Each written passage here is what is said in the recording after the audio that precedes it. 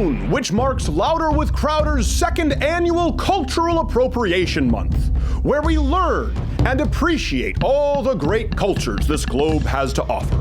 This week, we travel to the ancient, honorable, if sadistic culture of Japan.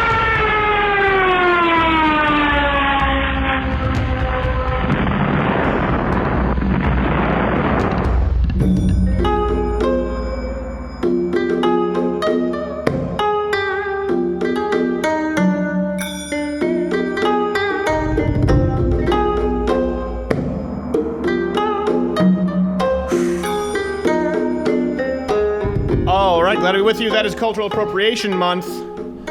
By the way, sake is terrible. It is awful. In case anybody knew, Yeah, I don't sucks. want to vilify an entire nation's beverage of choice. That deserves just die with kamikaze. It sucks, but have another sip. We are going to take a wine. Yes. And a beverage. Yeah. Make it taste rakish. Producing the in-video studio, as always, is Jared, who is not gay. You sure? Sailor Jared today. You can leave him your tweets at NotGayJared on Twitter, or me at SCrowder with your comments, your thoughts. I fulfill my legal obligations, draw your own conclusions. You good? I'm not even convinced about anything anymore. No. Who knows what the Who topsy-turvy world we knows? live in? At G. Morgan Jr. How are you, sir? Hadouken! I don't know what that is. Ryu over here. It's like Ryu in the short bus. Yeah. Ryu doesn't even look like Ryu. Ryu has brown hair. Oh, that's awesome. And then Ken with the blonde hair. I got my headphones all hung up here. Hey, by the way, we have Governor Mike Huckabee on the show Yes. today. And then Ann McElhinney on the show because, McElhinney. of course, she is of Gosnell book fame. You mainly know her, but she did Not Evil, Just Wrong as it related to climate change. And, of course, that's in the news today. And a Frack Nation. Frack Nation. Nation. Frack Nation has Also talked a good. lot about environmental issues. And with the Paris Accord, since we're talking about that. Oh, by the way, little known fact. We always, to learn about cultures is to appreciate cultures. And that's why we It do is? Cultural Appropriation Month. Yeah. It This is is- to appreciate cultures. This is what respect looks like. I don't know Yes. if you know this. The Japanese male, the average height is 4'9". What? Oh, 4'9", yes. Fully grown? And they tend to have an IQ that's on average 4 points higher than their European counterparts, Okay. but an inability to love. So, learning always about the Japanese people. Gives and takes away. I know. Listen, I think you got to keep your eye on them. Cuts both Honestly, ways, cuts both I know. Forgive and forget, but Pearl Harbor, that's gonna sting for a while. While we're talking about Trump, Paris, yes. the Paris Accord. We talked about this yesterday. Trump held his press conference today to discuss his position on the Paris Accord. For those who don't know, he decided to pull out. Okay, but how many of you have frankly seen the Paris Accord?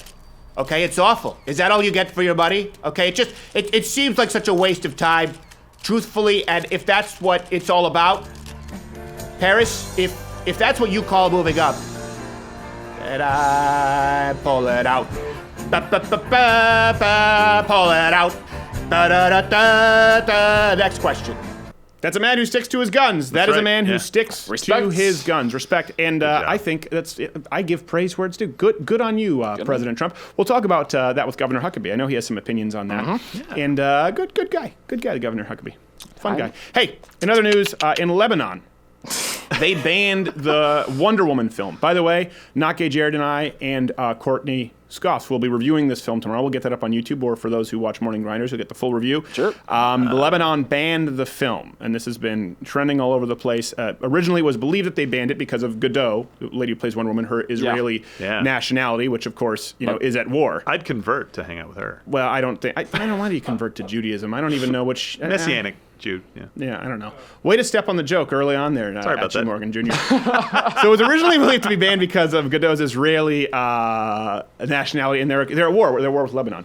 But the Lebanese ambassador later clarified that it was actually a lack of realism with the film, Oh. as Wonder Woman was allowed to drive. They said there's no way their people would ever yeah. buy that. He also cited test screenings, leaving audiences really confused at the lack of her third act honor killing. People were expecting it. Yeah. She expressed so many opinions. There's no way that would happen. Nothing worse than a disappointing plot twist. Except for when at G. Morgan Jr. I'll step on a joke in a minute. Steps on it. Just give me a Just minute. steps on I'll it. come right back Just in. right out there, right out of the chute. But we'll It's like get him Pearl drunk Harbor later. all over Step again. on all kinds of It's like crappy now I jokes. know what Pearl Harbor was like. So here's another news. Black Lives Matter was awarded the Global Peace Prize from the Sydney Peace Foundation. This is not a joke. Do they know? Yeah, I don't think there's not a hint of irony. And this is the statement they released. The Sydney Peace Foundation said, "This is the first time a movement and not a person has been awarded the Peace Prize, a timely choice.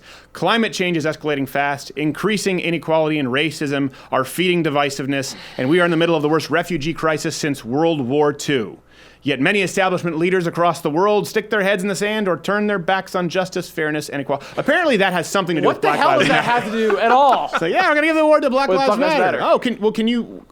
How do you justify this? There's climate change going on, Justice. and there's about justice and And equality. 2017, y'all. So BLM! woo, because they stand head and shoulders above the rest. We salute you, Black Lives Matter.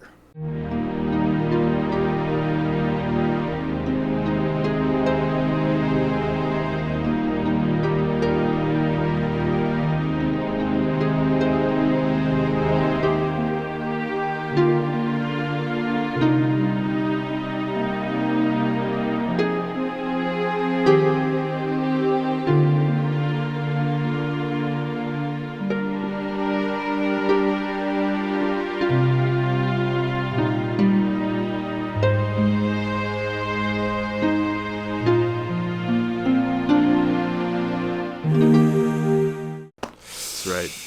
Race knows no bounds when it comes to the feels. Thank you, Black Lives I Matter. felt it. And thank you for legitimizing the Global Peace Prize. We'll keep an eye on that one for years to come. Speaking of which, Huffington Post, this one actually got Not Gay Jared's Ah, goat. it pissed He was me off. so upset about Oh, this. And it really, when it comes, as we said, we try to not attribute motive. Sometimes people get things wrong. Huffington Post blatantly lied with this article. They blatantly lied. Let me set it up for you.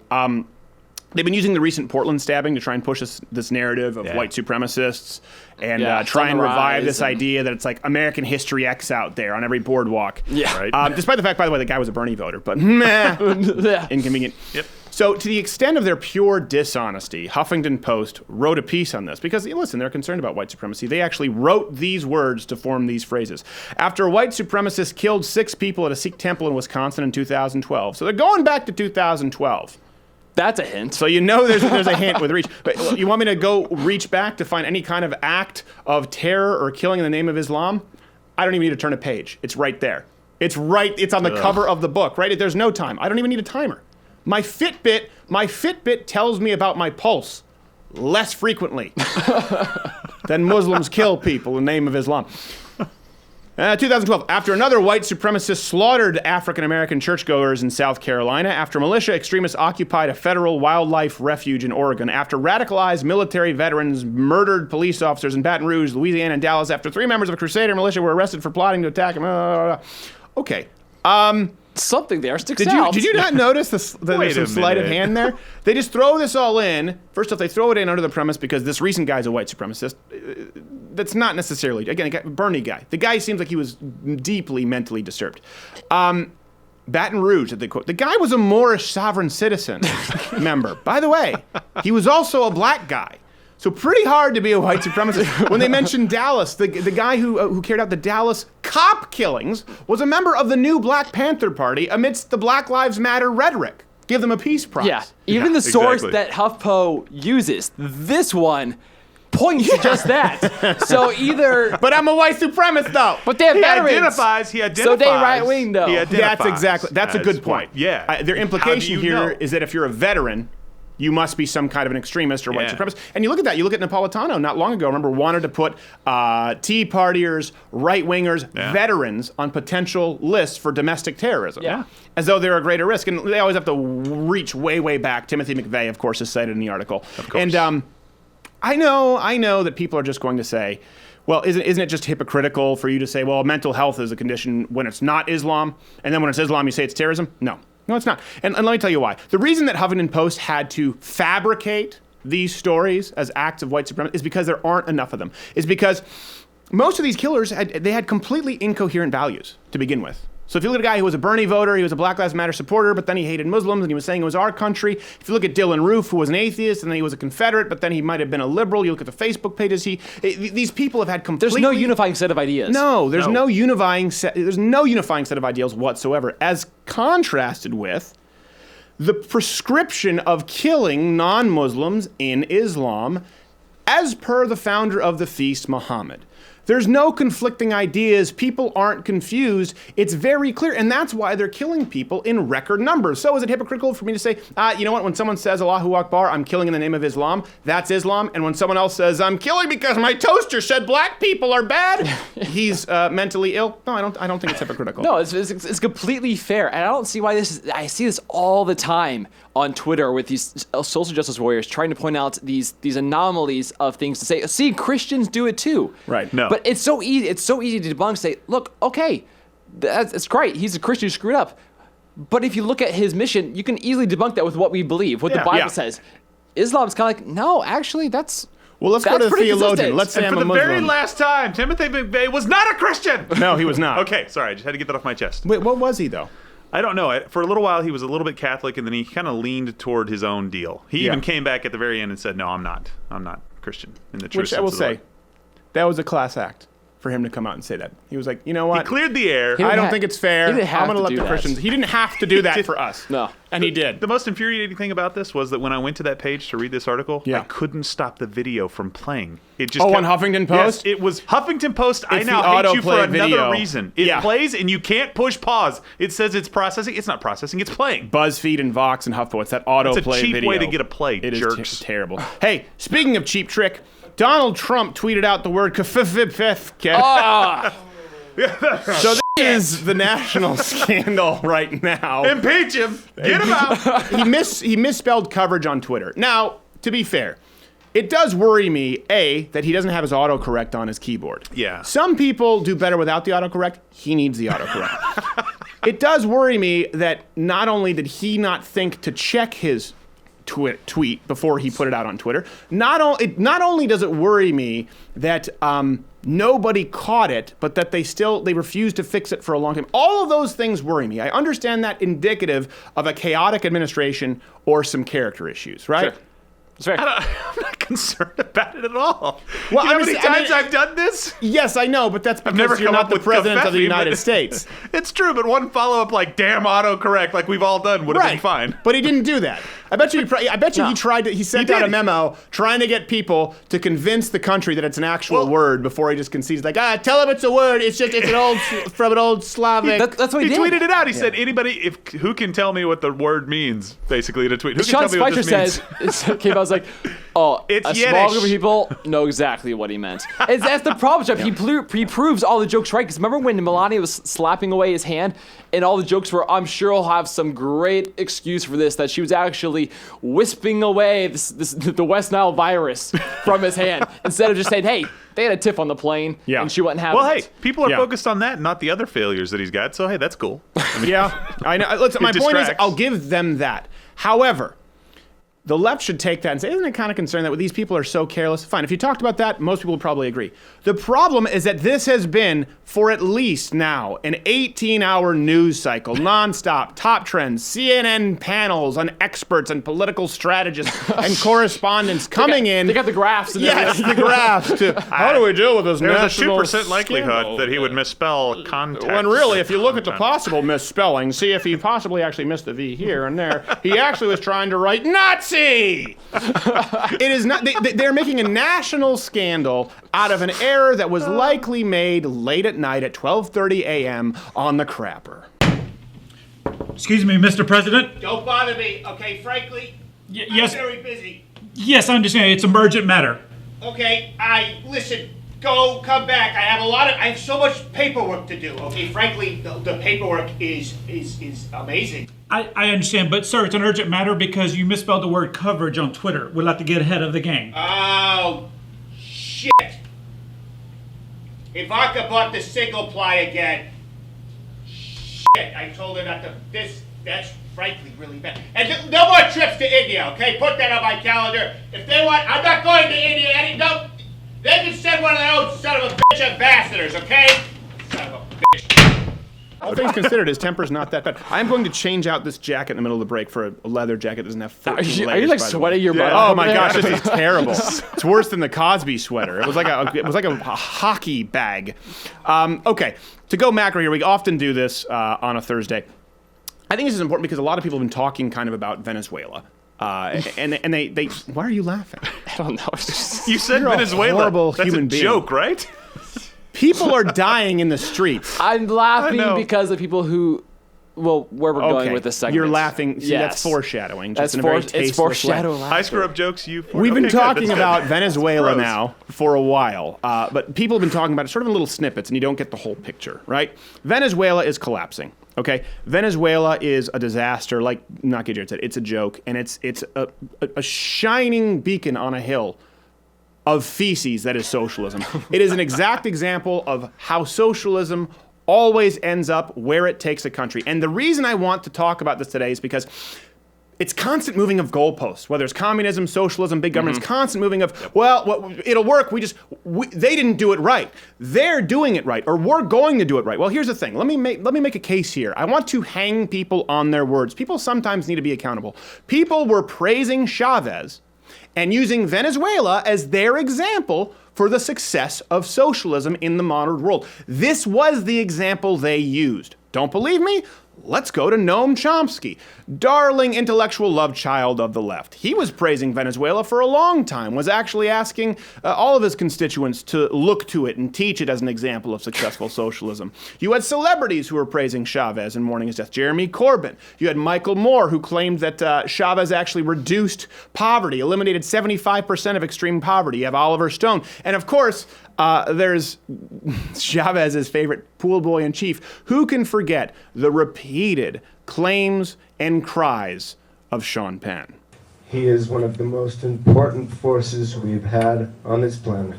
Él es una de las fuerzas más importantes que tenemos todos en este planeta.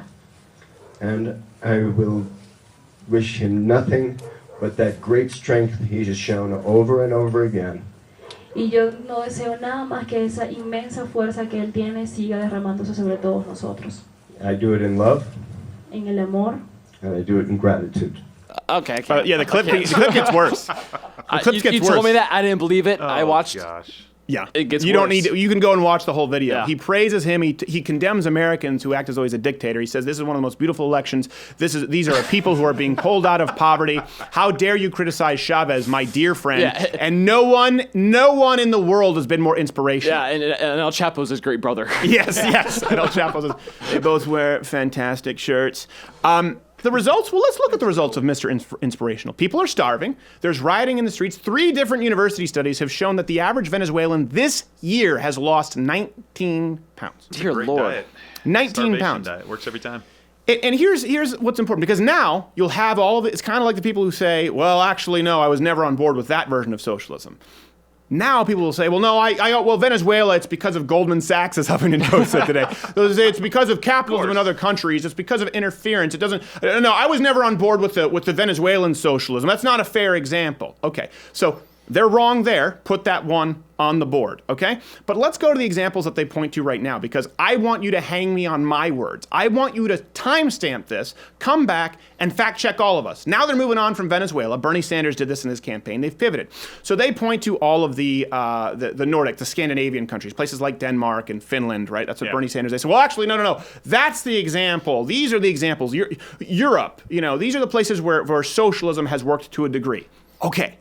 Let's remember that. Now, they're not as bad as Venezuela yet, but I predict that they're all going to collapse in some form of similar fashion. Let me paint it for you this way. Socialism has never, ever worked, okay?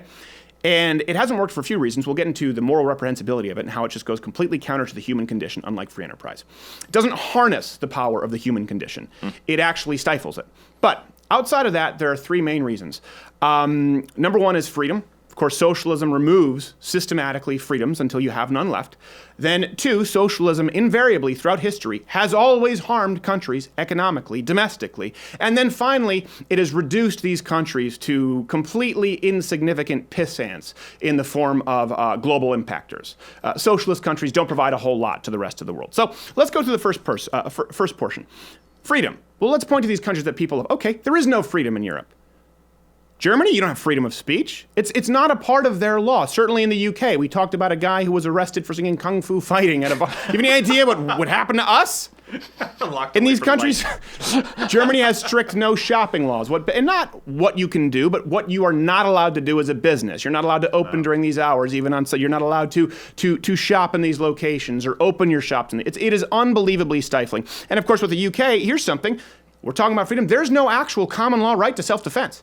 In the UK, it's illegal to even purchase a product which is made to cause injury. Little known fact.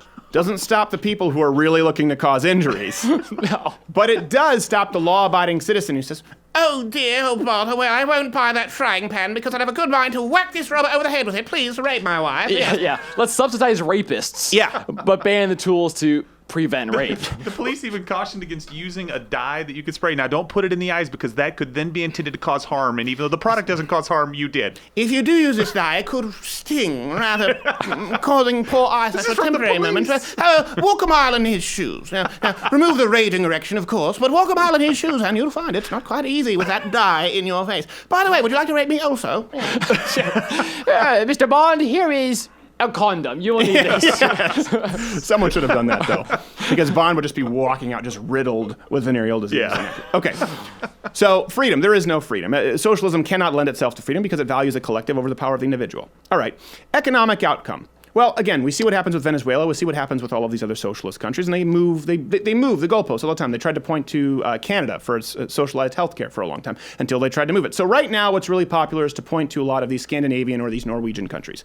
Denmark is a great example they point to. Well, Denmark has suffered immeasurably. Denmark has had unbelievable growing pains as far as their economy. And if you want to talk about income inequality, Denmark has put taxes that are absolutely so stifling, people can't even, average middle-class citizens can't afford a car due to 180% tax. Jeez. 180% tax on cars in Denmark. And Bernie Sanders said, 180% tax is a human right. Oh, it's a human right. I know some people are going to argue over which Bernie is more accurate. Godfrey.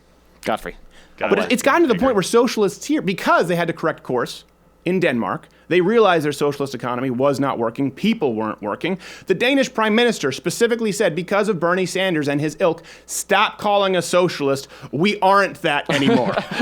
We are moving toward a market economy out of necessity. It's like you misgendered him. Yeah, He's a little triggered. We do not identify as socialists anymore, okay? Good Lord. Yes, we've gotten it wrong for centuries, but we think we're going to get right for the next decade. Like France, we'll change it up. Then we'll go back.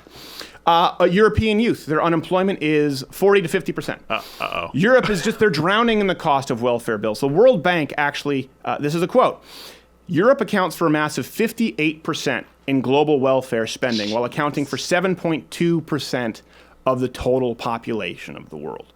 That is a huge problem. And if you look at their GDP spent on welfare benefits in certain countries like Greece or places like Sweden, where a disproportionate number of able-bodied men do not work. If you look at Sweden, which is one of the main economic drivers in the new industrialized world, as soon as they put in their new form of socialism, you look 1970s onward, it's inconsequential. They're no longer on the radar of the global economy. Not as they were. And here's something, too, that's really important. Before we get to the global positive impact, they talk about income inequality is eliminated. Well, okay, do we believe that government, as a general rule, tends to go above and beyond, or do they tend to cut corners, right? Even if you're a Democrat or Republican, do you think government, there's a reason it's called bureaucracy. Simplify this. Have you been to the post office? Yes. Have you been to the DMV? You got to take a number, though. I did yesterday. So they're not good anymore. They're not good anymore. You got to take another one. You're closing in 20 minutes. This is going to be bad. This is going to be bad. Someone's going to come in here shooting, and everyone's going to act like they don't understand. They're going to say they didn't see it coming. I saw it coming. They say, what's the easiest way? If you believe the government they cut corners. What's the easiest corner to cut if you're looking to reduce income inequality? Is it to create more wealth? Is it to make everybody richer? Or is it a little bit easier just to tax more people, take their stuff, give it to someone else so that people are more equally poor? That's what happens always in socialist economies. People can say, well, there's more income disparity in the United States. Okay, if you have 10% of a $1 million pie, that's less fair, but wouldn't you rather have that than 50% of a $1,000 pie? If you could have, let's say, 0.001% of the total American economy's revenue, Wouldn't you take that over 2% of Venezuela's? The point is, capitalism, free enterprise, we've talked about this, creates a bigger pie. But because of people's selfish nature and selfish bureaucrats looking to cut corners, trying to appease them, it's a lot easier to say, look what he has more than you, but I have 1 and he has 10. 10 is more than 1. Yeah, but his 10 is worth a fraction of what it would be if you had less and you allowed him to make more. Socialist governments do not create more wealth. They remove it. And as you see with Venezuela, then they blame the business owners for leaving. Yeah, and by the way, invariably, your 50% of the pie will be worth much less. Yes. Fast forward 10 years. Right. In socialist countries. It's like diluting the stock in a company. They run out of toilet paper, like in Venezuela. Yes. They don't have toilet paper They anymore. don't have toilet. And by the way, it's not that extreme, obviously, in places like Denmark or places like Germany or places, and we are talking about very small, entirely homogenous populations. Yeah. They don't use Sweden anymore because of all the rapey migrants. Uh-oh. But Awkward. Invariably, that will happen. The kind of collapse you see with Greece, the kind of collapse you're seeing with Venezuela. Again, these are places that were always heralded as from the left as look at socialism. It can work, and then they switch their tune. And it never then has, Greece happens. and then Greece happens. This is what it ends up, and then it comes down to global, especially for the ultimate irony for the left is they're globalists.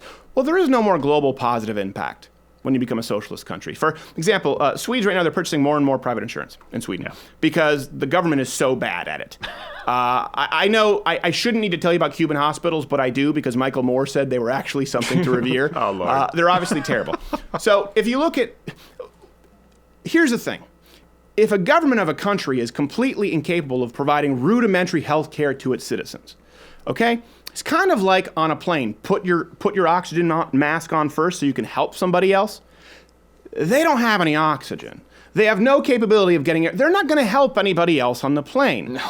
If you can't provide basic services to your people, or even allow them to create an economy that allows them to afford these services, you have no chance of helping the rest of the world with curing diseases, creating modern medical advancements, technological advancements. It's because of free enterprise in the United States that you're able to watch this either on your television or the internet or on your smartphone, and you go pop some popcorn in your microwave, turn on a light bulb, and maybe flip over to Seinfeld. It's because of the also, you don't have polio or rickets.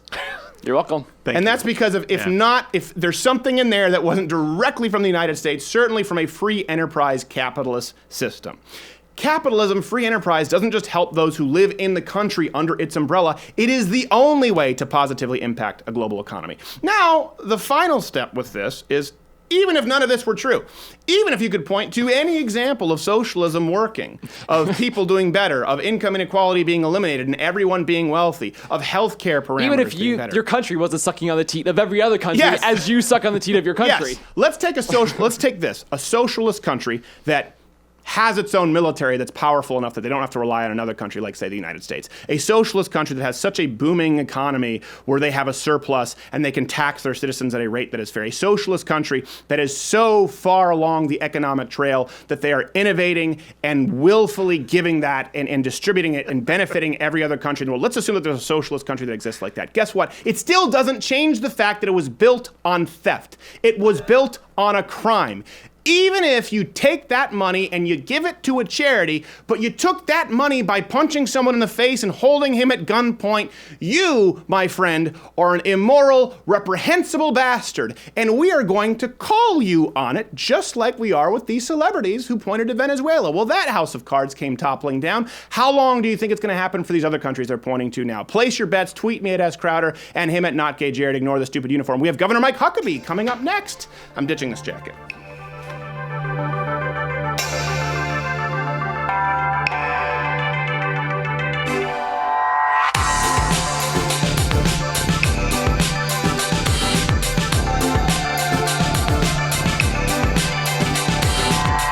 And we're good. That's it. Okay.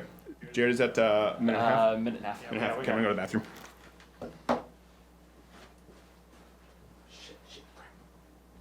It's Huckabee next, right? Yes.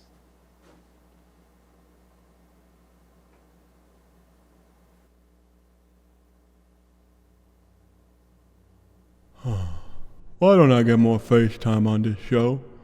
All the feedback says the fans like me more than Not Gay Jared. Why did I always give him so much face time? when people find him annoying, and they only liked him the one time I invited him in the dress. Why are the lights so bright on in here? Why does Stephen keep it so cold? And why don't more people join my club?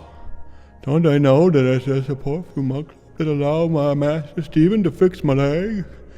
Maybe if they knew that my club is what supports my health and my leg and all my cheeses, they would join more. Plus, it's pretty affordable. It's $69 for students and military. But what I know, I'm just a dog. But I'm gonna go buy the knockout.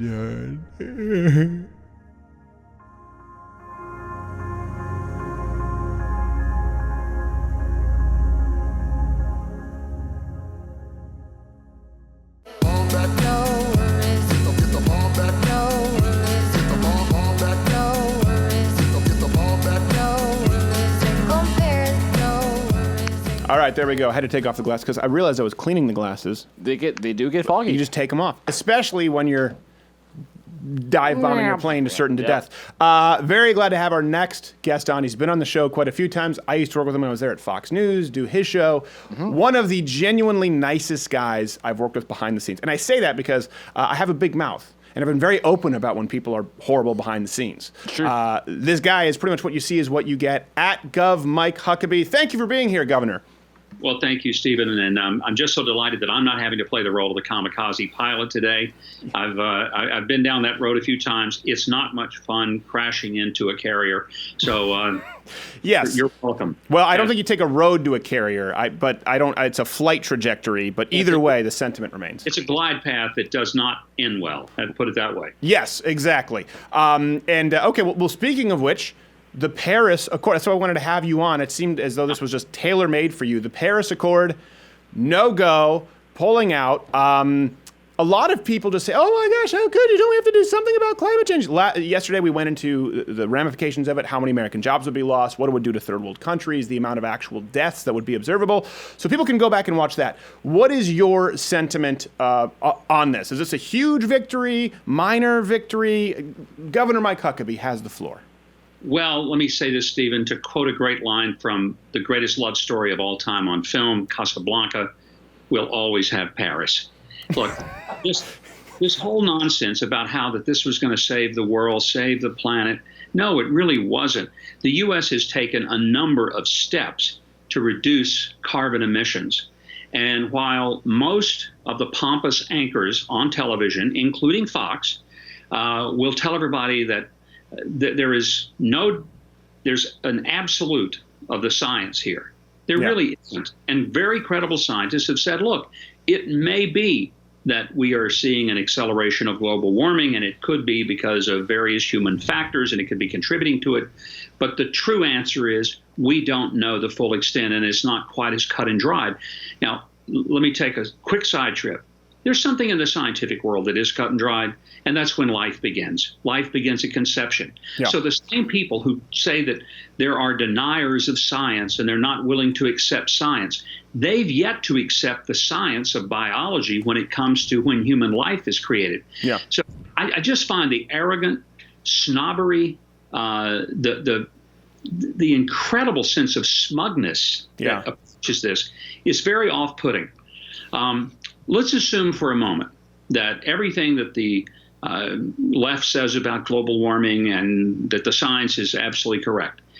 The fact is the United States, as I said, has been making significant strides, far more so than China, far more so than Russia, than the Middle Eastern countries. So we have contributed far less to carbon emissions than other countries. And for us to have entered into this, and here's my simple point.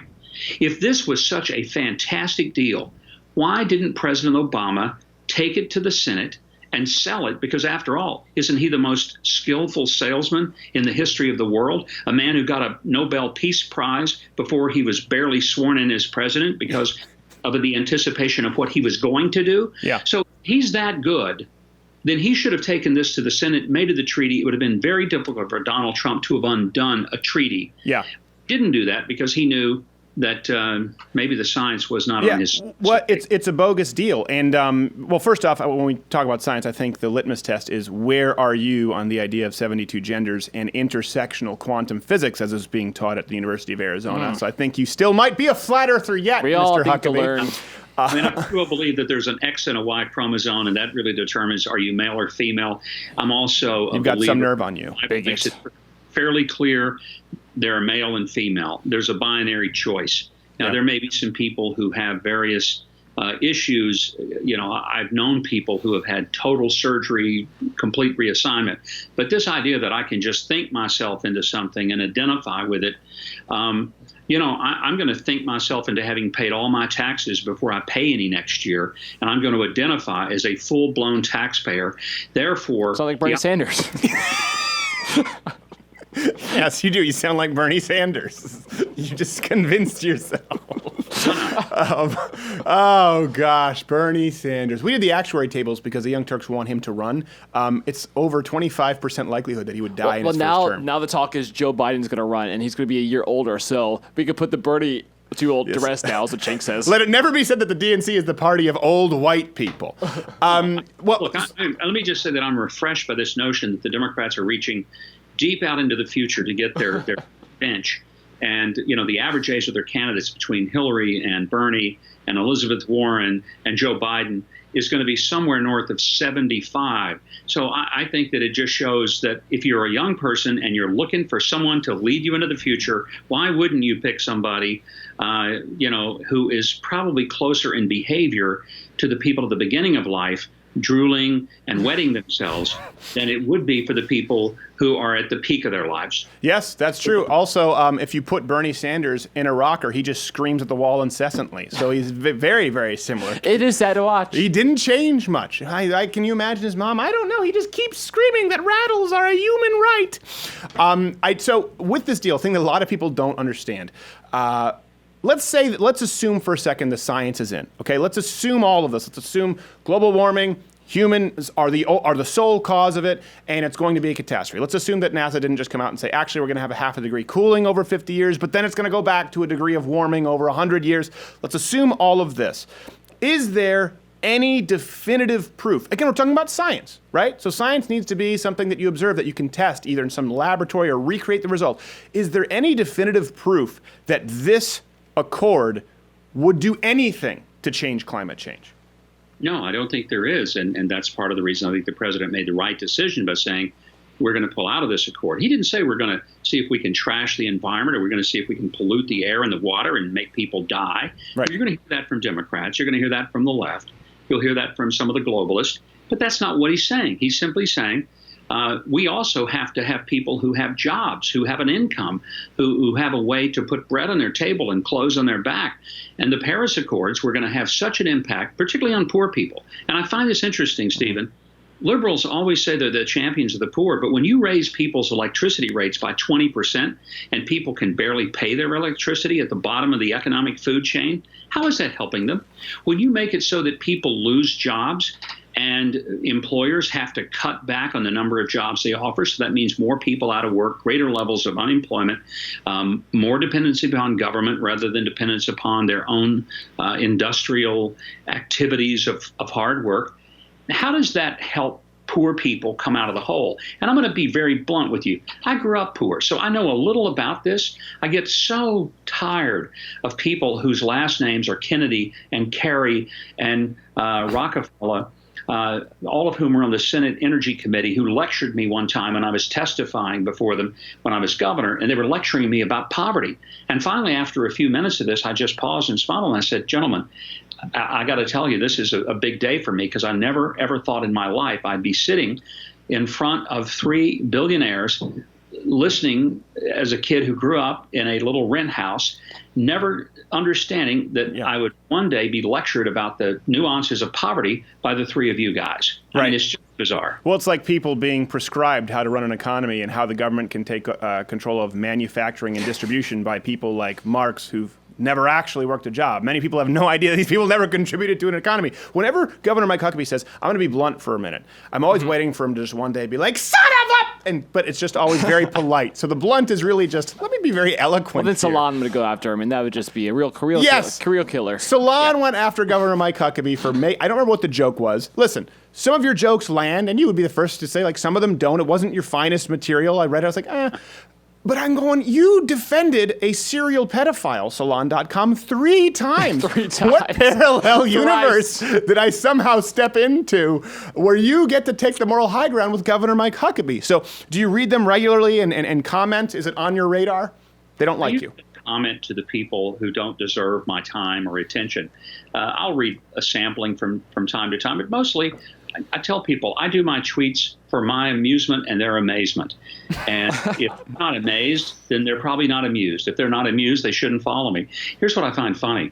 I'll send something out, and immediately, within seconds, somebody will say, "You're irrelevant. Nobody's paying attention to you. Delete your account." I'm thinking, well, idiot, you're paying attention to me, so much so that within seconds of my tweet, you're jumping all over it. So I must mean something to you. And last time I checked, Congress had not passed a law that required anybody to follow me on Twitter. It's totally voluntary. Yes. If you really want to throw them for a loop, just have, like, put up a GIF of someone flipping the middle finger. Like, did Governor Mike Huckabee get hacked? Who is this? Here's the thing. They went after Ted Cruz for a Twitter joke recently, too. I really think they hate so much when conservatives look like regular people. Well, you know what? To the point where we have actually had, so we have bits on this show, and remember our 911 call? Yeah. So we did a 911 call on our show. It does pretty well. You know, we have a really big demo audience for a conservative audience. Well, it got many, many, many millions of plays because someone cut just the sketch from the show out with no accreditation to us, and all of a sudden when people didn't know it came from it was mega, mega viral. So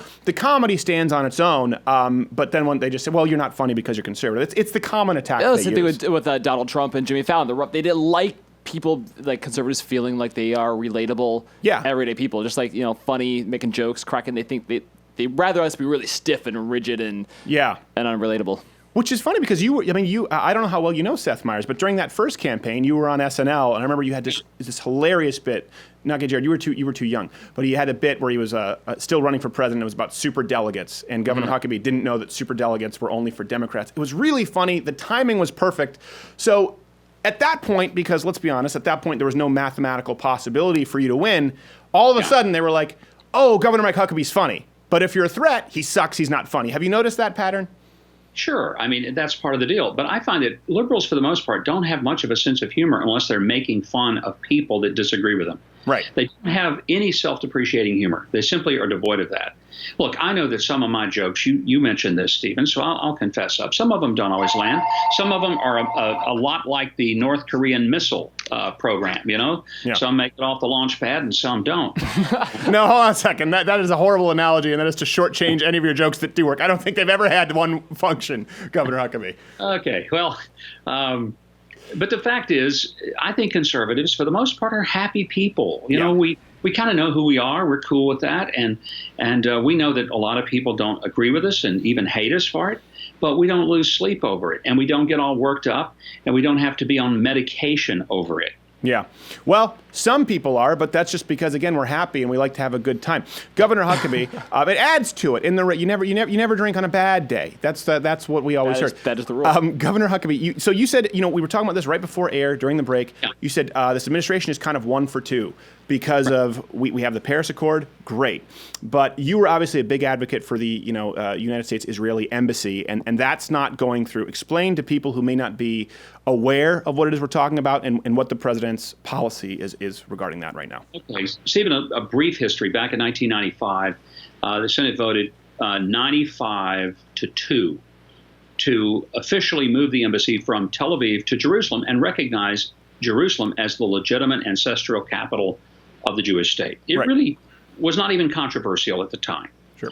There was a provision that was stuck in there, and the provision was that the president every 6 months could sign a waiver that would delay the move of the embassy for that 6-month period. Well, since 1995, that's 22 years, every 6 months a president has signed the waiver. Bill Clinton did it, George Bush did it, Barack Obama did it. Donald Trump campaigned on the promise that he would move the embassy. Yeah. So frankly, I thought he might do it on January 21st. Yeah. And I strongly recommended to him that he did. And I felt that would have been a powerful statement to the world. He didn't. He was in Jerusalem last week. I was there as well for this 50th anniversary, the Jubilee anniversary of the reunification of Jerusalem. Great opportunity to announce the embassy coming. He didn't. A lot of disappointment in Israel over that. They really thought, why do you come on the 50th anniversary if you don't acknowledge Jerusalem as the capital? Yeah. Okay. Comes back June 1st is the deadline. That was today. And he signed the waiver. So it's 6 months. It's tossed out there. Two questions I was going to ask. Sorry, two questions. A, why is that so important to the Jewish people, to people out there who may not understand? I mean, if they say, well, is it just symbolic? And then number two, why do you think President Trump signed that waiver when he promised that he wouldn't? Well, I think it's important. It's not just important to Jewish people. I think it may be as important, if not more so, to evangelicals in the United States, people that were the reason Donald Trump is president. And that's why I don't think he fully comprehends that support for Israel among evangelicals ranks right up there with pro-life as a non-negotiable. Yeah. And it's a very important issue. Now, people say, well, why? Because if we don't recognize that there is a special place geographically that the Jewish people have laid claim to as their ancestral eternal homeland, and Jerusalem, the only people for whom it has ever been a capital, right, have been the Jews, ever. But it was their capital 3,800 years ago, and it's the only country in the world where we don't locate our embassy in the designated capital of that country. So it's not symbolic, it is substantive, and it's a way in which we say that we don't just give lip service and respect Israel, but we actually respect them, and we respect their capital. Well, I think that's important. First, I think that's important for people to note, because we will have people, a lot of folks who watch this show who are libertarians, who say, well, I really am against this idea, this foreign policy of putting Israel's interest above our own. And I understand that. I don't think we do that. Yeah. But I also think that you could be more of a non-interventionist, saying, all right, let's stop funding everybody in the Middle East, which would mean less to Israel. But if you add up cumulatively what we give to countries who want to wipe them off the face of the map, it could be a net positive. It's totally a tenable position for someone to think that, and to also understand that, by the way, yeah, they should be allowed to have their capital in Jerusalem. Next one, why do you think President Donald Trump didn't? Because the left will obviously, even though they couldn't care less about Israel, they'll try to be saying, well, it's because of his business interests now with people who don't like Israel. That's what they will run with. Yeah, it all goes back to Russia and Assad. Or Saudi Arabia. Iran. So what would you think his reasoning is? Well, I think it's very simple. He is surrounded by a lot of people who have convinced him that he is the great negotiator and he can sit down with the Palestinians and Israelis and make a deal. Everybody to sign up, and maybe he can, but here's what I don't think so many people around him who are advising him understand. They tend to think that this is a diplomatic issue, a geographical issue, a political issue, an economic issue, an international issue. It is not. No. It is ultimately a theological issue. Yeah.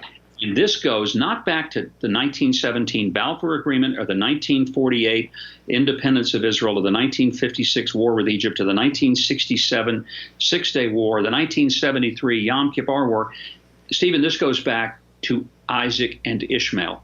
And if you don't take it back there and understand where the conflict has its roots, then you can sit down at every table in the world and you're not going to come up with some lovely agreement that people are going to honor. I think that's one blind spot we've talked about with President Donald Trump, and you could, of course, disagree. We never want to be disrespectful to someone who works directly with him. But since he's been an adult, this has kind of been my theory sometimes, where he has his missteps. Since he's been old enough to understand the concept of money, well, you're famous, right? So when people meet you and they're fans, it's a very different kind of interaction. Right away. It's an entirely different dynamic. Psychologically, it changes people. Since he's been old enough to run a business, right away he's had enough money, and people have typically been in relationships where they want to get a piece of that, or he can control them in some way, or there's a money relationship. And typically when he's been doing business deals, he's been doing them with people who are in business. They want to make a deal. I don't think he understands yet that Hamas, no, it's in their charter to wipe out Israel. They have no interest in a deal. None. That's their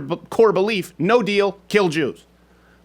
It's as simple as that. And they can promise it. By the way, in their own code, telling a lie is a perfectly acceptable moral position if it gets you what you want. So even if they sit down at the table and say, oh, absolutely, we're going to behave. I mean, look at the Iranians.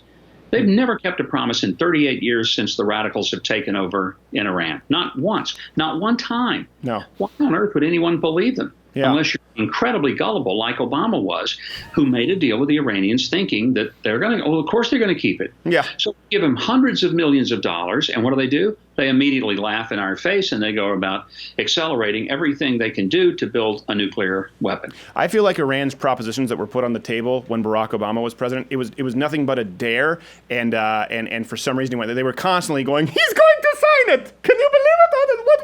What more do I ask for? He's doing it. I feel like that was the entire.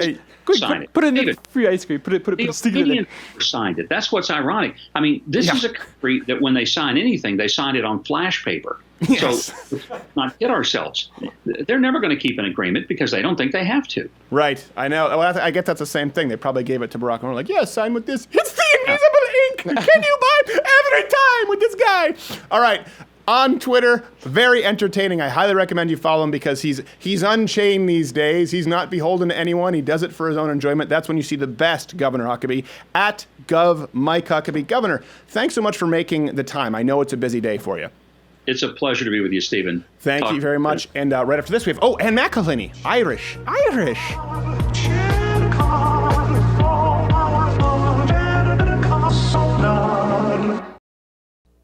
Most of the very sucky. That was just a little racist pun there. Most mugs do suck, but I tell you what doesn't. The Louder with Crowder hand-etched mug. For those who are members, we had the free week last week, louderwithcrowder.com/mug club. You can send your complaints to Not Gay Jared. I don't want to hear them. It's $99 annually. It's $69. Even if you're a white belt, you're technically a student like G. Morgan Jr. is there. $69 for students, veterans, active military. Listen, the amount of people who joined after getting to watch the show for a week was incredible. Thank you so much. When you join, not only you can see the Daily Show and you can see Jared's show, and there's some bonus content every week, including outtakes, but it is what allows us to continue operating for free on YouTube. You're seeing a lot of conservatives uploading less content to YouTube, moving to other sites, and sometimes you can't find them. The big irony is that joining the Mug Club and supporting the premium content is what allows us to fight back on YouTube, on the free platform, because Young Turks, we're coming for you. We're coming for you, right? And not only that, there's a dozen people here at Louder with Crowder who are employed. If you want to talk about growing the economy and jobs, it's a small business. There are a dozen people at this show. Of course, you get access to all the other shows, Mark Levin, Michelle Malkin. There are a handful more people, and there are more joining every day, especially after this free week trial. We had a lot of people join, so you'll be seeing some new shows soon. You get to support all of it. And including my drug habit. Yeah, and you get to support Not Gay Jared's drug habit. And what he really means is Rolaids. So you can join at louderwithcrowder.com/mug club, $99 annually or $69 for students, veterans, active military. Also, announcement, we are going to be in Ireland next week. We're going to Ireland. Pot of gold at the end of the rainbow. Also, domestic terrorism. There's a lot going on in Ireland. We'll be broadcasting from a pub. It's Cultural Appropriation Month. Who knows where we will end up next? It could be some third world country like Detroit. louderwithcrowder.com/mug club.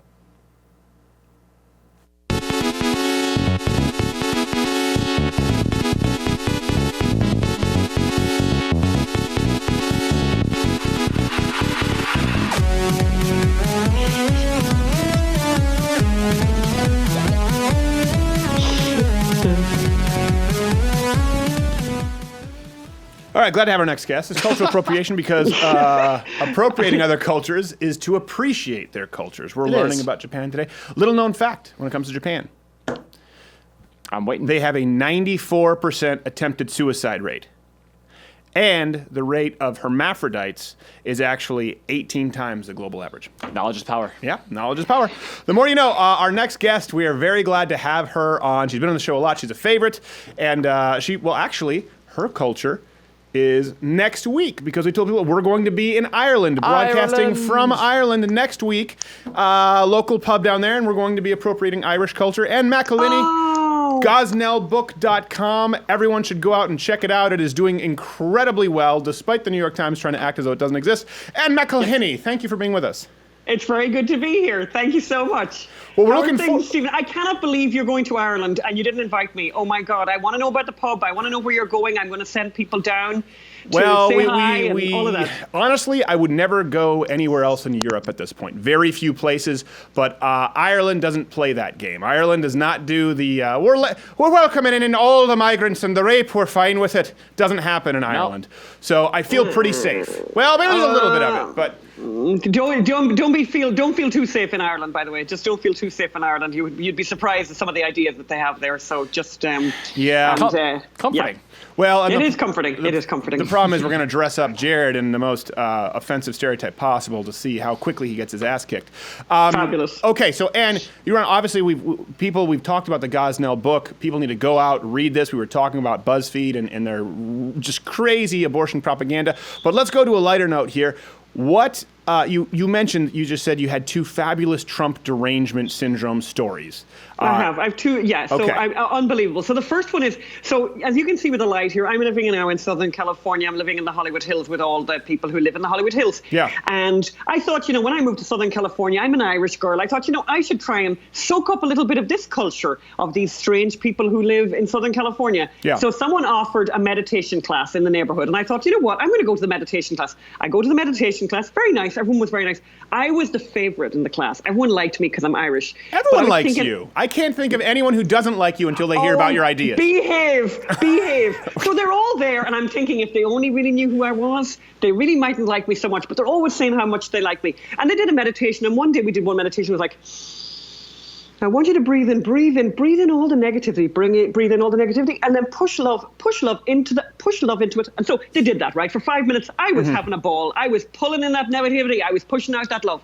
And then they went around the room. How did you get on? How did you get on? And I'm there in my lovely meditative state, feeling very zen. And the first person said, well, that was really good for me, because I was breathing in all the hatefulness, all the anger and the hatefulness from the Trump supporters, and I was pushing love into it. And I'm sitting there going, you should say that. And then they came to the next. Did you push her down? And the next person said the same thing, and they all started saying, "Oh my God, that's exactly what I did. I was feeling the same thing. I was pushing love into those hateful Trump supporters." And by the way, I was thinking in my head of those hateful Trump supporters that I love. Yeah. Those people that I love, people who are evangelical Christians and gorgeous people. Anyway, so that was my first story. My second story. Well, hold on a second. Really, next time if that happens, so here, I bet you can bait that situation into happening again, because it's not all too uncommon. I know in yoga that, breathe this in, push this down. So when they say I was pushing down the Trump haters, what I want you to do is walk right up to them and just start pushing that person down physically. Oh, wow, it's so, we think alike. It's a metaphor. Yeah. Anyway, I decided, you know what, I don't want to fight in every context that I'm in, so I never pretended who I was. And I stopped going to the meditation class. Okay. My next story is from this weekend, because now that I live in the Hollywood Hills, I get invited to posh dinner parties, and I got invited to a very nice posh dinner party. Well, careful, because then a gay guy wants your husband to take his keys, so be careful. One of the people at the dinner party was a very, and I don't want to identify this guy, and you'll understand why. Anyway, okay. A very famous doctor. Let's just put it that way. A great man who does wonderful healing, and a great person. Do I know him? Person. You wouldn't know him, but people in your community might know him. Doctors might recognize who he was. So I don't want to say. Okay. All his life, he told me, very nice guy. All his life, he has voted Democrat. All of his life, until this election, where he voted for Trump, because he couldn't vote for her because of Israel. This guy is Jewish. Okay. So great. We're having the dinner party. He said, you know what, really amazing. I was saying to him, yeah, but it's amazing, the Trump derangement syndrome. He said, I've got a story for you. He just spoke recently at a conference in a foreign country. I won't even identify the country because I'm very conscious of not identifying this man. And so at the conference, he met an American colleague. In the midst of the conversation, he told the colleague that he had voted for Trump. So later on, they're in this beautiful hotel in a very posh place, whatever. And he comes down to the bar and sees a huddle of people, including this American man, and they're pointing at him. They're pointing at this eminent doctor, this healer, this amazing guy who's saving lives every day. Right. They point at him, and he's pointing, and the man who's pointing is the American, surrounded by French people. And guess what they did? They raped him. They spat on the ground. They spat on the ground. These are I was close. It's figurative. Eminent doctors, healers, and this is how they react to Trump. Madness. It's all over the place. It's hilarious. We have a neighbor here, so we're driving around the neighborhood. All of the poshest houses, the most expensive houses, had the Bernie signs on them. The next ones down had the Hillary Clinton signs. Yeah. My husband wanted to put a Trump sign up, but I said no. That's who I am, Stephen, because I didn't want the house to be burnt down. But anyway, we're driving around, and it's very dangerous driving around here, and we nearly had a car accident. What do we see in a house around the corner? A big Trump sign. And I'm thinking, what? But Phelim and I both said, we've got to call over and see that guy. We have got to go and visit that guy. Yeah, careful, he probably has a gun. Next day, we go by, the Trump sign's gone. And then we go by later, and the Trump sign is up, and he's got it all secured with really secure wire, and it's like really impossible to remove. So Phelim calls up to the guy's house, knocks on the door. Long story anyway, but they had a gate and whatever, and they were scared. The daughter of the house came out and said, "Is this a trap?" Anyway, we've become a big friend of that guy, and he is a Trump supporter, and he is up here, and, we have to huddle together because it's a hostile environment. Yeah, we're in a hostile environment here. It is a hostile environment out there, and you're in a land of crazy people. And you still do have to be careful approaching some of the Trump side. They probably have a gun, and there's a more likelihood that you are blown away. I mean, listen, I wouldn't blame him if you're on his lawn. He hears someone with a funny accent saying, I support Trump. There's no Trump where you come from. I know you're kind. You people, you're the white people who actually do commit terrorism, Irish. Yeah. Oh, exactly. Well, let's no. Okay, it's never too soon. It's never too soon. Go out there and zipper, find a migrant and rape her. Gosh, the French. Well, we can just talk in generalities here about we have never gotten more flack than our stance on climate change, and I've been very reasonable. I'm not saying there isn't climate change. I'm not saying that humans aren't even contributing to it. The question is it catastrophic? Is it imminent? And is there anything we can do about it? Okay, the closest thing that people are saying they can do about it, well, I was there at the summit before. It was a Kyoto Protocol. Now it's the Paris Accord. There's no proof that it would do anything at all, and the United States would be disproportionately bent over and paying for it. If I say that, and you say that, we make the economic argument. We make the argument, listen, this is actually going to hurt a lot of people, put people out of work in the first world country, and kill people who need energy to survive and they can't afford it in the third world country. On a scale from 1 to 10, obviously you did Not Evil, Just Wrong. People need to go watch it. How bad is this deal? It's crazy bad. Like the good example to really point out to people. So who's really compliant here? Who's bending over backwards here to go with these accords, with these kind of measures? The Germans. And here's what we need to know about the Germans. They're bad. The Germans are using 40%. 40% of their energy is produced by coal. 40%. Yeah. Because of the fact that they've got rid of their nuclear, and because of the fact that wind and solar are so unreliable. So 40% of their energy is being produced by coal. And their emissions, these awful CO2 emissions that we're meant to be all so terrified about, have gone up by 50% in Germany. Yep. The price of electricity in Germany, so the price of electricity in 2012 here in the United States per unit was about 12 cents. It was about 12 cents here in the United States. In Germany, I think the latest numbers, 35 cents. Yeah. 35 cents. As you say, that is going to disproportionately affect the poor. But here's the kicker. Here's the big kicker. Where we, here in America, where we are not complying with any of this nonsense, guess what's happening to our evil emissions?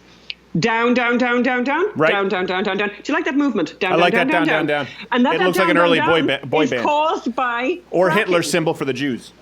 And that's caused by fracking. Because of fracking, the CO2 emissions have just plummeted here in the United States. Fracking is a miracle. It's a fracking miracle there, Stephen. Oh, and hold on a second. Because you're also not even taking into account how fewer emissions there are when we're not dependent on foreign resources for energy, where they don't have an EPA. They don't care about it. Here's what's so crazy, and this is what I love about. If I could have Ann McElhinney on every single day, I would. But here's the thing.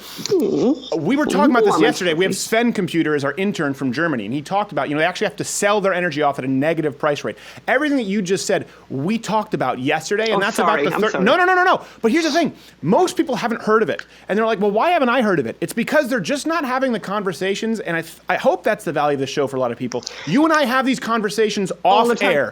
And you know what else, Stephen? The other factor in this is that if America continued in that Paris Accord or whatever, if they continued in that vein with all those agreements, right? Yeah. The Americans would comply because we're law abiding. The Chinese, I saw a headline, the Chinese, no matter what. We'll get right on that. The Chinese lied about SARS They lied about SARS and let their own population die. And it made it to Toronto. It made it to Toronto. That's who they are. Yeah, and that's who the Canadians are. We had SARS in Toronto, at the Toronto airport. It didn't make it to the States because we didn't fall for it. But Canadians, they're so tolerant of everything, including SARS. They tolerated SARS. Yeah.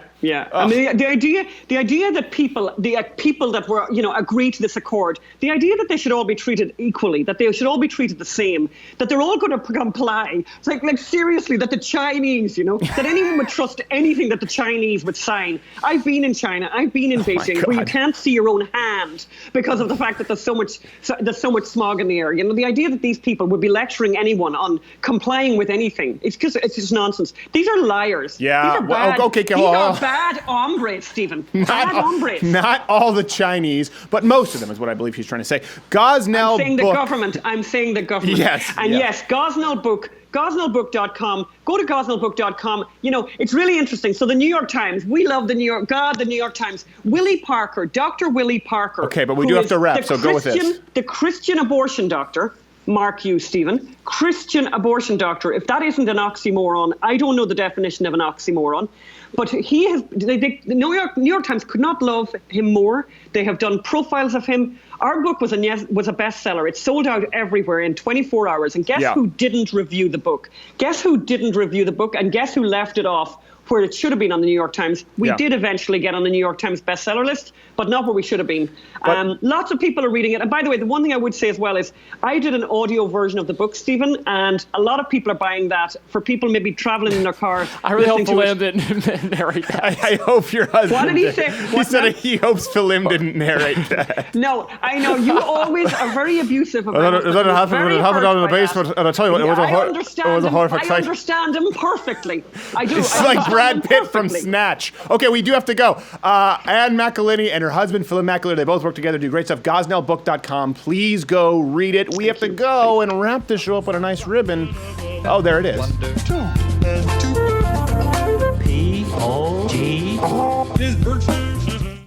Many of you are still unaware of the items available at louderwithcrowdershop.com. Not only do they make you look and feel better, but they serve a multitude of purposes. Like our Socialism is for Fag shirts, assisting in identifying potential allies. I found that shirt very offensive. I think it's pretty funny. Or our Bad Hombres Firearm t-shirt, helping you know who to avoid. Am I to take that shirt to mean that you support some kind of firearm registry? Or this one. Hey, look, it's my face. I hate it. Though louderwithcrowdershop.com isn't for everyone. But can I buy the mug from the shop without joining the mug club? No! The rest of you, check out the merchandise at louderwithcrowdershop.com today. It's better to have loved and lost than never to have loved at all. Come cheer up my lads, come cheer up my lads. 'Tis better to have loved and lost. 'Tis better to have loved and lost. Captain Jean-Luc Picard and never to have loved at all. I'm going to see, thank you so much, by the way, to Ann McElhinney. We will be in Ireland next week, so there will be no show on Wednesday. No show on Wednesday? And we will be broadcasting live from Ireland on Thursday. It'd be good. Thursday, we'll be broadcasting live from a local pub. We maybe even be sober. There is perhaps, I'm pretty sure that you can guess which culture will be appropriating next week. Take a wild guess, but you won't guess the other three. We're unlucky in that there have been 5 weeks in June now, last month and this month. 5 Thursdays in June. Are there 5 Thursdays this month again? Yeah, there's 5 Thursdays. You lucky bastards. I know. You just get more and more of the Cultural Appropriation Month, and we've been hearing your requests. Frankly, they can't stop winning. We can't stop winning. Thank you so much to Governor Mike Huckabee. I think next week, we're going to have Lacey Green on. That'll be good. That'll be good. Interesting. We've criticized Lacey Green a lot. Apparently, she's having dialogues with people from the other side of the aisle. I'm sorry, this is stupid. I can't do it. It's just, I wanted to see how much I could ruin you taking me seriously, though, let's be honest, at the point in this program, especially if you've had some sake. I still don't get the sake thing. I know someone out there is going to be furious saying, you haven't had the right sake. No, it's just terrible. It's an awful beverage. We just need to admit that some cultures have inferior, for example, Japan has inferior hornets because they're killer hornets. They kill people. They paralyze people. Our hornets are better because they only slightly sting. Your rice wine is worse than all other wines. Not just our wine, but France's wine, Italy's wine, Michigan's wine even. It is so bad, Japan. I don't know who you've tricked. By the way, this is not just... This is the official position of Loud the Crowder. Yeah. They should know this out there. Yeah, sake is awful. They should be aware about the this. Official position. It's like, because you're taking, it's like flat, sweet beer. That's what it is. It's like all the elements. Think about this for a second. Beer should be hops, barley, yeast. Could be wheat, right? But hops typically malted barley. The Bavarian purity laws don't allow for a whole lot else. But then you have these American adjunct with all awful Bud Light and that kind of crap, the Miller, that is just terrible. And it's because there's corn and there's a lot of rice in it because it's cheaper. So take all the elements that you don't like about cheap, watery, domestic beers, remove the carbonation, and that's sake. Are you saying you never get enjoyment out of just kind of just something is pure crap beer? It's pretty hard. It's pretty hard. Trader Joe's Simpler Times I can do, but their Pilsner is not bad. No. Every once in a while, I'll go on record. Bud Light Lime. You were disgusting. But you don't like beer. Nake Jared doesn't like beer. He likes to act as though he likes beer when he talks with other people. He once made fun of me for drinking gin cocktails when he cannot have a sip of whiskey. I enjoy fine gin, also whiskey. You don't have to, but just don't lie about it. You don't drink beer. You don't drink whiskey. Also, you have an innie. You have an innie wiener. Anyways, tweet me whatever your favorite beers are, at S. Crowder, at Not Gay Jared. Tell us what your favorite... Yeah, Simpler Times Pilsner I will do. And if there is absolutely nothing else...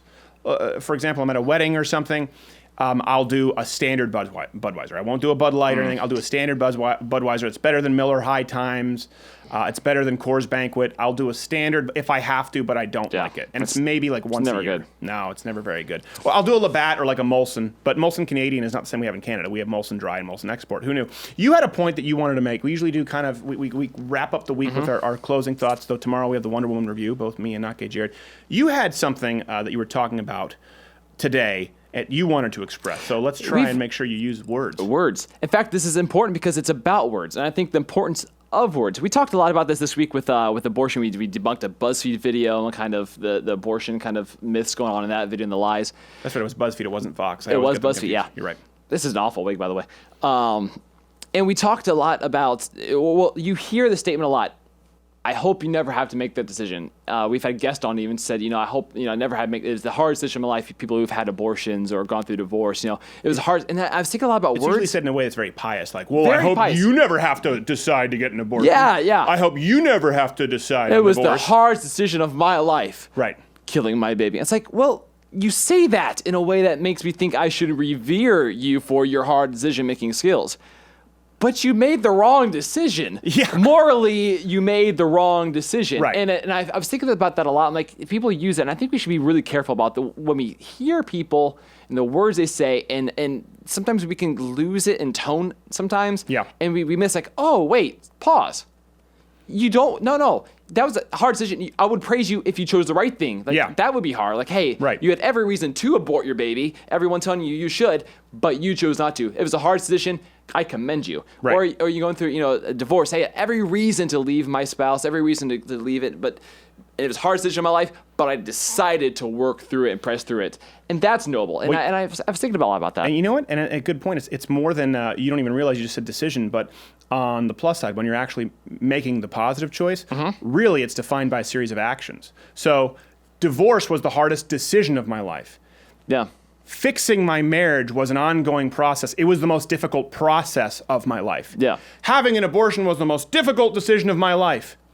Having my baby and taking care of it, or giving it up for adoption and supporting it and nurturing it the way that it needed to, that's an ongoing process. So often when people say that, it's a pious, they're trying to set this up, right? Sure. And it's almost always in a tone, and don't let this happen. I used to have this happen a lot when I was young, and I will tell you, I've definitely matured, I've learned some things, and if I could tell my younger self, look, hey, there are a few mistakes that you could correct, I actually would have listened. I was always someone who was pretty teachable, but I would have people who would say, ugh, you're a baby, you don't know anything. But what's interesting is, even whether I was at Fox or when we started this show, when we were at local radio shows, when they would say the same thing, that age always changes with their age.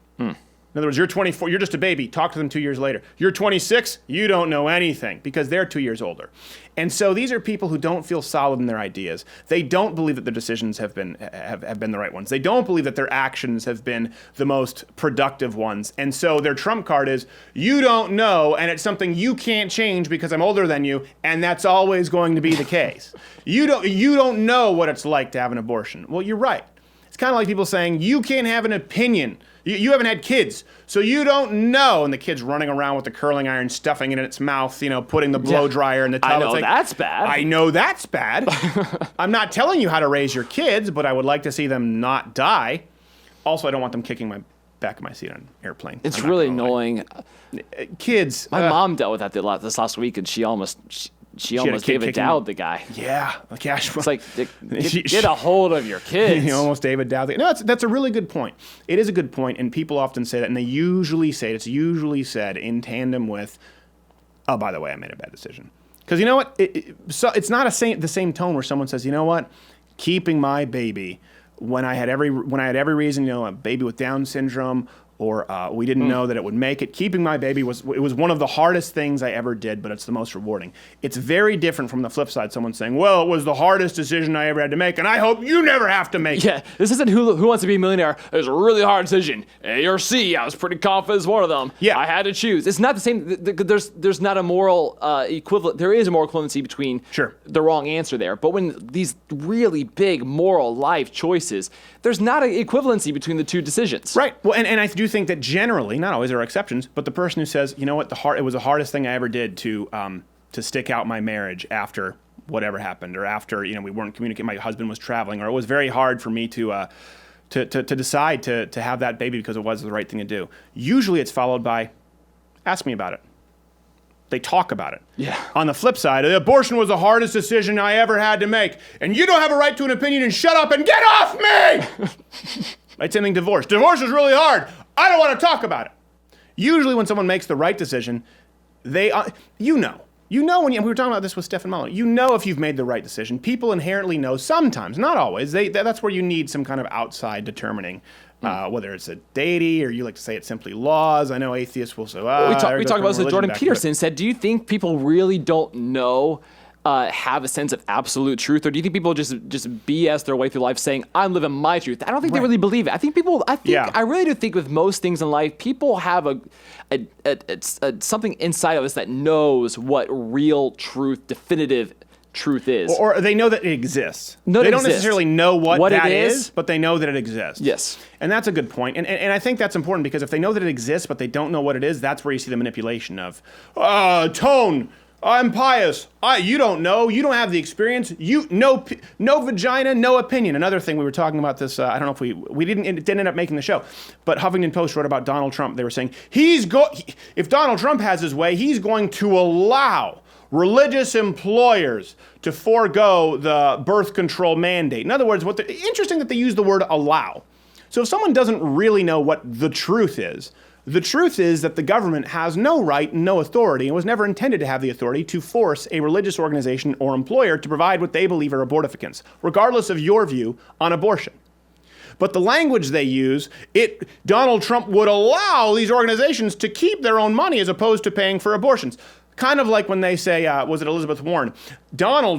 President Trump wants to steal from the Pell Grant. Well, interesting you use the word steal. Where'd you get the money? Now, see, the reason they're using the language is because the people have an understanding that there's an inherent truth, that truth exists. Why? Because they're saying, well, stealing is wrong. Right? Stealing is wrong. You use the word steal. Okay, that's wrong. But they also know that people don't know what that truth is. So they've applied a semi-truth, steal, yeah, that's bad. And they're stealing from the money that we took stealing from people. But the word steal, yeah, that's bad. So they prey on that, and they prey on less transparency. And that's something we've always tried to do. We're going to have Lacey Green on next week. We had Mark Duplass on. We're always trying to invite leftists on. I truly do believe that the solution to most problems out there, if we're actually trying to get to real truth, like Nakajir was talking about, you've got to eliminate the you don't know, you couldn't possibly know, you're young, you're inexperienced, and we've also got to eliminate the half-truths. If we want to get to, okay, is there real truth? And I think most people do know that there is. The solution is transparency and open conversation. And guess what? That doesn't mean it's always civil. That's the big irony of this show. I mean, the intro for years in the show was I said, civility, how about honesty?